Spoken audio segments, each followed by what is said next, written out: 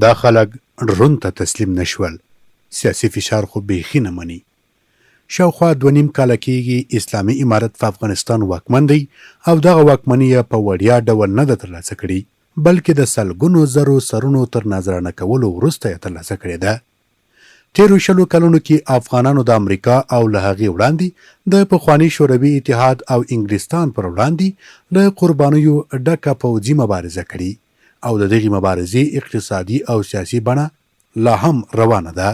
افغانستان کې د اسلامي امارت د روانې واکمنۍ پر مهال نړۍ هڅه کوي د بیلابیلو سیاسي او اقتصادي فشارونو له لارې افغان چارواکي دې ته اړ کړي چې د افغانانو د مذهب او کلتور خلاف خپلې غوښتنې پرې ومني. نړۍ او په ځانګړي ډول لویدیځ څه غواړي؟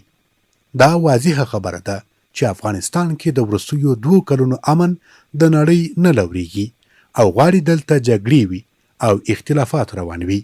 نو له همدې امله د دوی یوه غوښتنه دا ده چې اسلامي امارت باید پخواني مفسدین، غله چارواکي او نور خاینین په خپل حکومتي چوکاټ کې ځای پر ځای کړي، ترڅو له دې لارې د اسلامي امارت پاکې او مقدسې لیکې بدنامې کړي.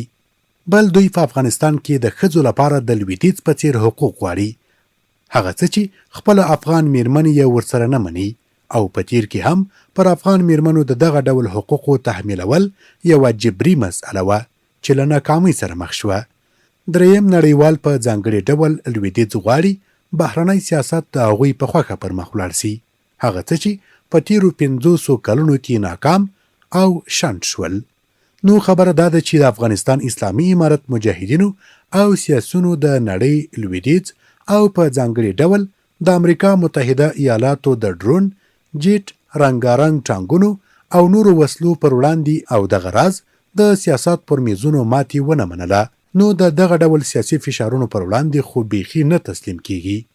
دوی ته پکار ده چې د تعامل لاره غوره کړي او افغانستان کې د اسلامي امارت نظام د افغانانو د مشروع نظام په توګه ومني او تعامل ورسره وکړي.